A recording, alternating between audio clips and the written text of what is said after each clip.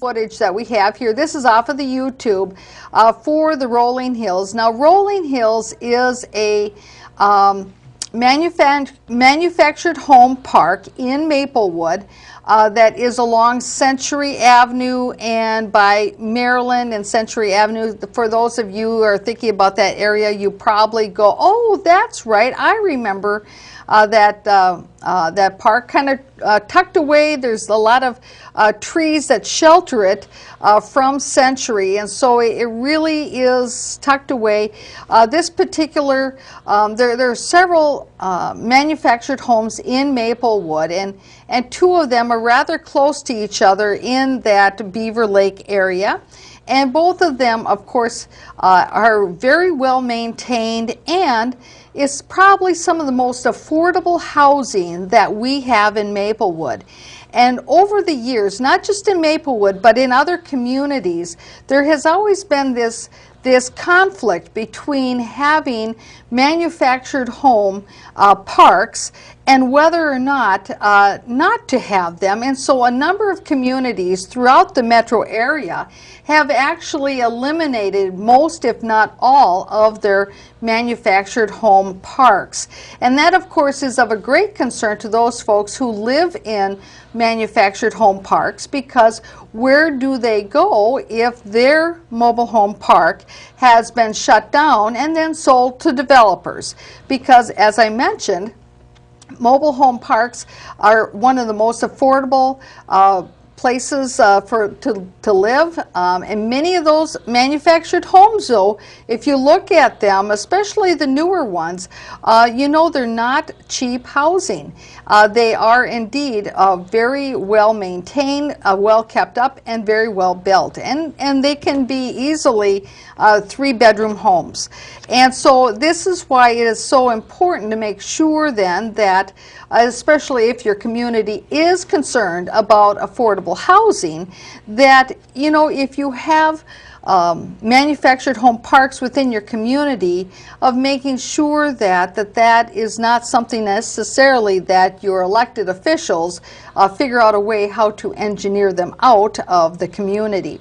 Now, one of the issues that's going on with the Rolling Hills mobile home park is that they have had new ownership in the last couple of years, and that ownership, I believe that owner is a corporate owner, and I believe their headquarters, I think, is in California, if I remember correctly.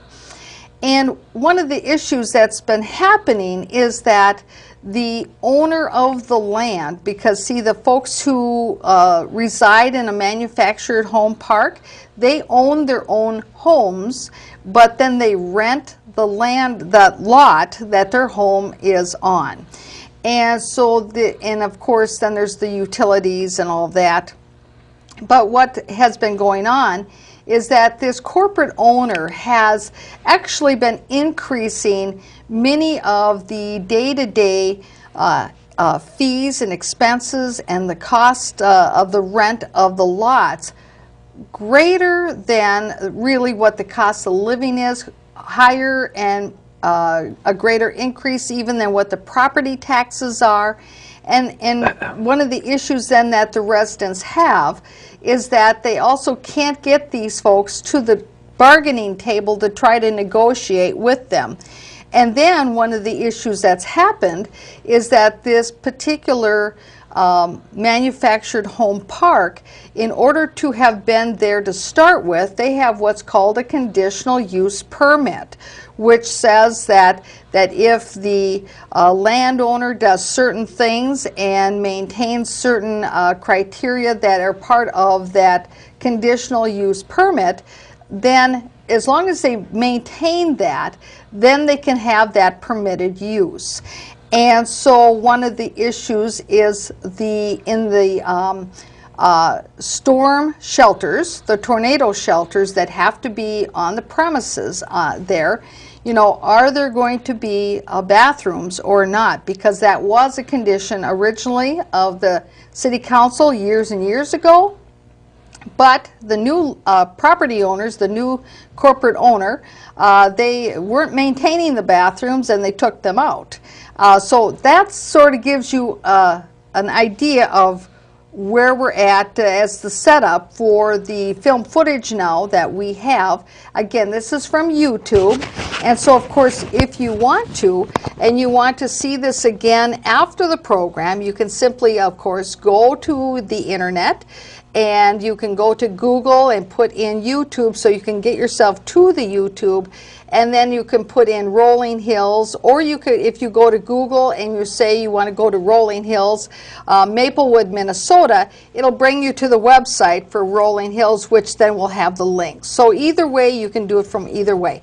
So let then us go then to our YouTube that we have here, and Mr. Mark Bradley wants to say for I'll leave the address for a couple seconds on the screen before we start the actual good. play. That's great. Okay, let's go ahead.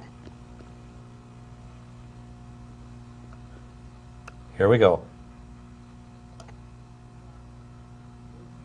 Business is Rolling Hills Maplewood Mobile Home Park Conditional Use Permit discussion and some clarification of restroom requirement. Thank you. The memo from Mr. Extrans. And make sure to increase the volume. If you recall, the last time this was before the council, there was an issue regarding the restroom facilities at one of the storm shelters in the park. And I've had conversations with council for Rolling Hills, the new owners essentially, through their attorney, Mr. DeVink, who was here and briefly addressed you. They've agreed to essentially reinstall what they've taken out. He did tell me that the facilities that were there were not functioning for many years prior to even the new owners taking over. But that notwithstanding, the service was there, the lines were there, everything else, and due, I'm sure, in small part to the request of the residents, as well as the fact that they didn't have a problem replacing what was there, they've agreed to do that. So they will be replacing like with like, and because of the fact that they were non-functioning when they took over the park, it'll be replaced, or they will be replaced rather, with new but substantially similar toilet and lab faucet is what I understand is there. So with that, I would turn it back over to you. That project should either be completed or substantially started even as we speak. I just got back from being on a week, but I did confirm with their attorney today on the phone, and he's actually now on vacation in Connecticut, but that's what he indicated to me. So I'd stand for questions, but I believe that was the directive of the council, so essentially we've taken care of that, and there will be facilities where before there were some. Thank you, Mr. Mayor. Thank you, Alan, for working on that. I'm very glad to hear that we're doing that. I think Kathy and I both at the last meeting expressed how troubled we were when we heard that this was the response to our putting the requirement that the restrooms be maintained. But their initial argument, which was to say that now we no longer have So that. let's pause it for a moment. And I think, and we'll just pause it. Okay, good. So one of the things, Mr. Bradley, that I was listening to and looking at this, of course, one is that when you've got yeah, we'll get it paused here. There you go. And so one of the things, of course, is that when you've got a mobile home park like this, there. Just had a problem there. That's okay. You know, technology is our friend and our foe.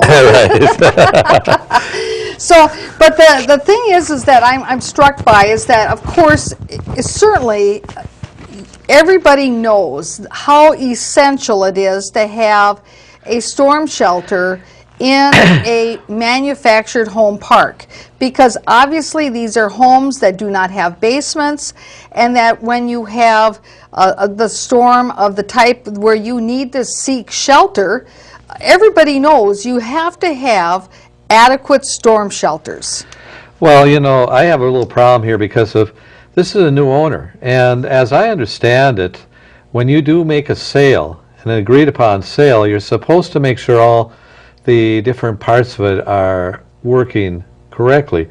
So I could see where the new owners could actually sue the old owners to have actually done this in advance of this. Shouldn't have been as big an issue as it is. To me, what bothers me about it is that this is something that it seems like it should have been so clear that even in the transactional period, that they should have been Right. able to take Well, care of it. You know, and you bring up, though, a good point, this whole question about due diligence. And of course, I think certainly that's one of the things, you know, with me being an attorney, and I help folks with their real estate transactions from time to time. And of course, everybody does realize you need to do a certain amount of due diligence before you buy something. And here we have, though, a corporate owner, and I would believe that they actually did do their due diligence and that they fully knew that there was a conditional use permit for this property, and what those conditions are of that conditional use permit. Maybe it's just that, you know, they figured they'd let it slide. I don't know, I can't speak for them. Oh, exactly. But I do believe that, you know, they certainly had the opportunity of doing their due diligence. Of course, and I guess my only problem with the whole issue here is at that time of conversion, it's just like when you're trying to buy a house, if you have a bad furnace or something like that, and either it has to be agreed upon that Right. affects the cost of it, Yes. and then you've signed off on that, which means that the new corporation was fully aware of it back when they bought it, and it was a requirement they had to meet, or it was one of those things that they weren't informed at the time, and they actually technically, because they are the new owners, and we're not brought up because this is a defect, a defect in the whole operation, and it's a defect that was actually known to the old owners. They would have the chance for Right. Well, and the thing is, from my perspective, you know, thinking about the storm shelter needing to have, I mean, that requirement that was originally there of having functional restrooms. That to me just makes sense from the perspective of health, safety, and welfare, because Exactly. you would not have any prediction as to if somebody had to use those storm shelters, how long might they be there? They may be there a half a day. They may be there only for 20 minutes, but you don't know. But during that course of time, somebody who was, you know, I mean, because these are the storm shelters that serves the whole manufactured home park, well, somebody is going to have to use the restroom. You can't be thinking that people are going to use buckets or that they will have come there with their own buckets. I mean, and I think that, you know, the original council that set this in place and said, you know, that restrooms was one of those things that would be, you know, required from a perspective of health, safety, and welfare. A council can say that as part of that conditional use permit. course. And what I'm looking at here is, I guess, I'm looking at when you had the inspector and you have somebody actually go through and inspect it at the time of transition anyway. At that point, I'm surprised that they didn't make it an issue at that point. So because of, it's just like I said, with a roof or a furnace or something like that, if something's defective, you'd think that that would be brought up at that point. So this isn't where right now I feel that the council is making more of it than they should have. They should have been saying that this is something that should be required on any type of transaction where somebody's exchanging ads. Well, you know, it's interesting, though, that you bring that up, because actually in Maplewood, if you're selling a single-family residential home, there is actually a disclosure form that you need to fill out, not just the one that's required by state law, but Maplewood also has their own separate form, and that's for single-family residential housing. But I don't really know that there is actually that kind of a checkoff form for something such as a manufactured home park, that when you go to buy that, and you know, but that's an interesting issue, because But you're still supposed to let anytime you buy anything, if there's something that's deficient, you're supposed to let the person know. Right, exactly. So now one thing, though, is that at a previous council meeting, and I think you heard Mr. Nephew talk about this a little bit, and we'll get back to him here shortly, is that he indicated, of course, he and Council Member Juniman were very much in support of making sure that those restrooms were functioning. But my question is that how come it was only 2 of 5 who felt that restrooms in shelters were important? How come all 5 of them